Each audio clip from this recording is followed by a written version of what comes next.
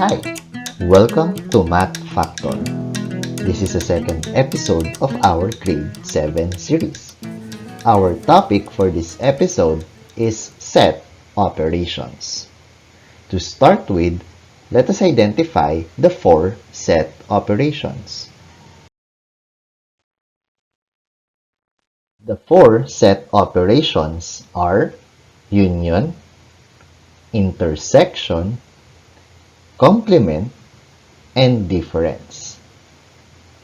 Let us start with the union of sets. Union is the set of elements that belong to both sets. It means that we will combine the elements of the two sets into one set. We use a symbol that looks like a capital letter U to represent union. Let us use these two sets as our example. To get A union B, we can first write the set of elements of set A.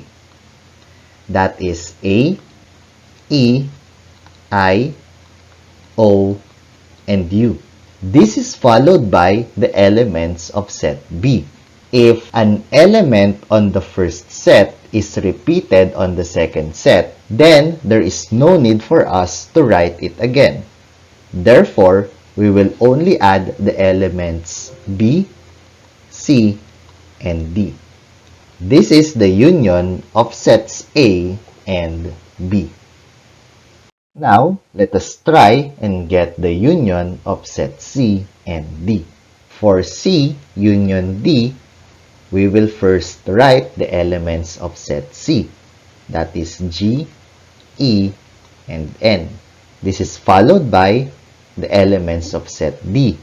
That is X, O, D, U, and S. This is the elements of the union of set C and set D. Next is intersection. Intersection is a set containing elements that are present on both sets. It means that the elements that we are going to use are the common elements of both sets. We use the symbol of an inverted capital letter U to represent intersection. Let us use set A and set B for our example. To get the intersection of set A and set B, we will look for the elements that are common on the two sets. Looking at their elements, A and E are the elements that are common. Therefore, the intersection of A and B is A and E. Let us now identify the intersection of the following sets. First, we have A intersection B. For A intersection B, the elements are 1, 3, and 5.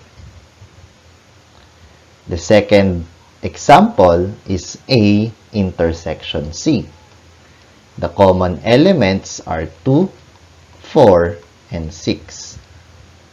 Lastly, we have B intersection C. Since there are no common elements on the two sets, we will use an empty set for their intersection. Next is the complement of sets. Complement is a set of elements in the universal set, not in the other set. This means that we need a universal set to perform the complement operation. Complement is represented by an apostrophe. In this example, we have the universal set with elements 1, 2, 3, 4, and 5.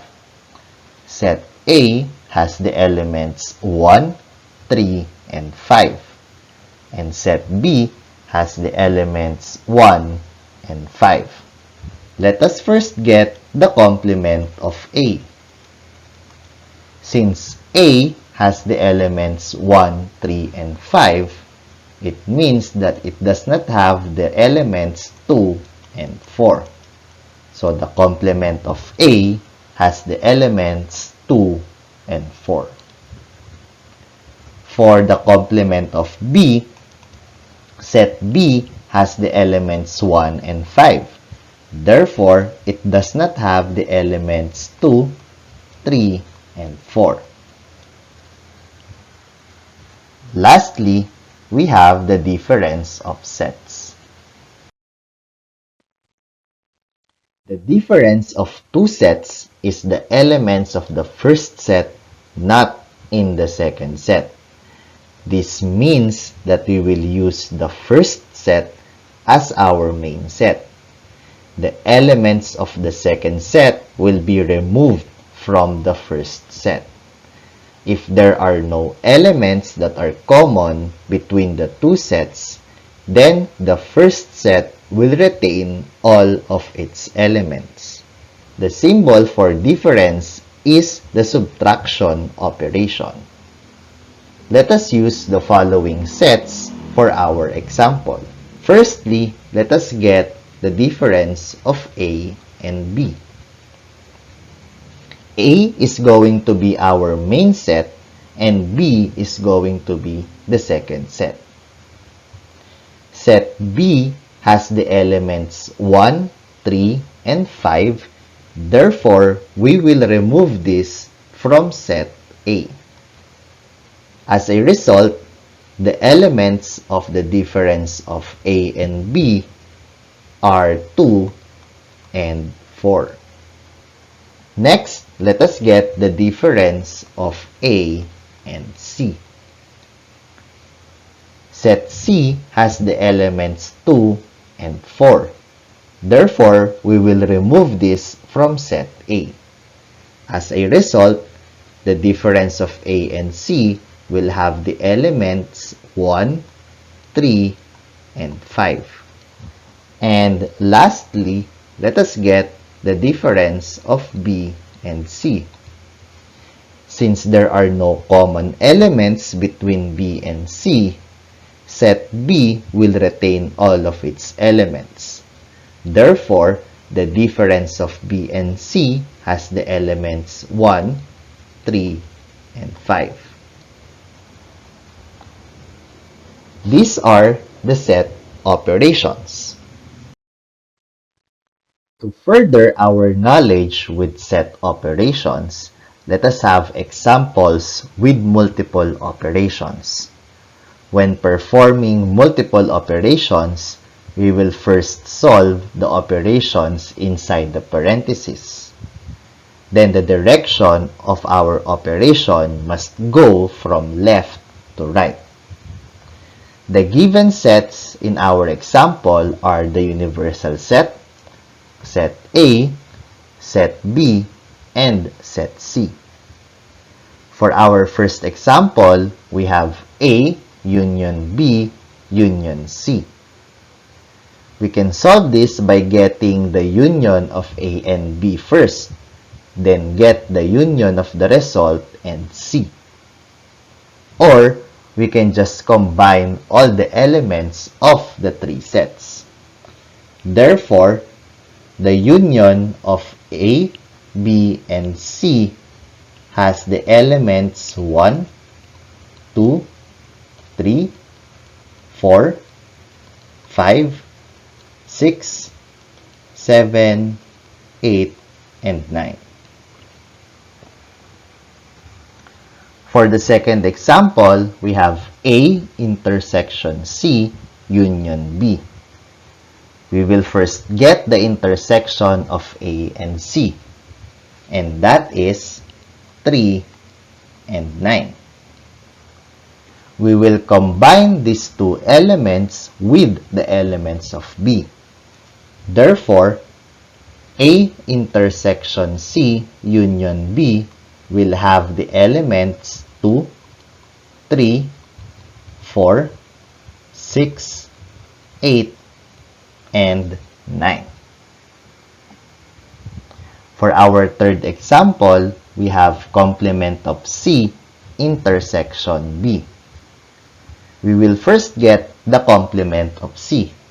And that is 1, 2, 4, 5, 7, 8, and 10. Then, we will get the common elements of the complement with set B. Therefore, the complement of C intersection B will have the elements 2, 4, and 8. For our fourth example, we have the complement of A union B minus C. Firstly, we need to get the intersection or the union rather of A and B.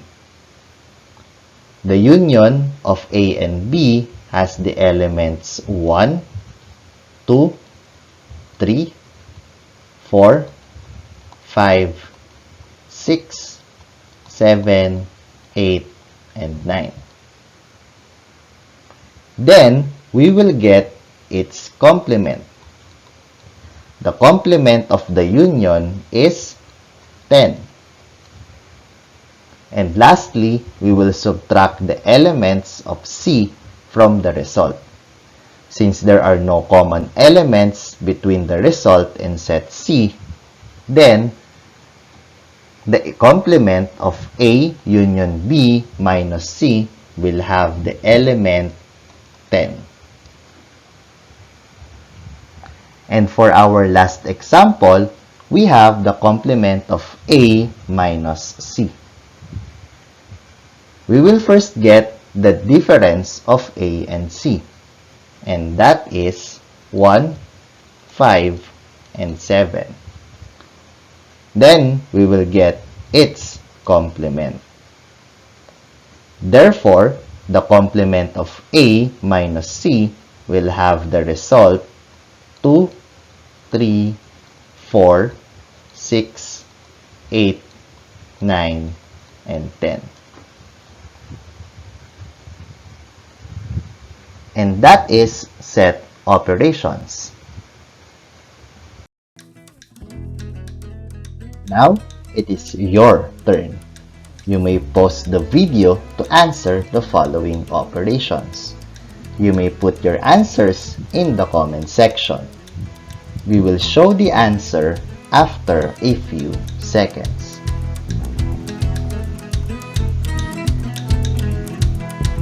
Let us now have the answers. For letter A, the answer is A, B, D, F, 1, 4, and 5. For letter B, the answer is 5. For letter C, the answer is E and G. For letter D, the answer is C, H, 2, and 3. And for letter E, the answer is A, B, C, D, E, F, G, H, 2, 3, and 5. And that is all for our second episode. Thank you for watching. Please like and share this video. Don't forget to subscribe as well. Comment down below if you have any questions regarding this lesson. See you on our next episode. Bye!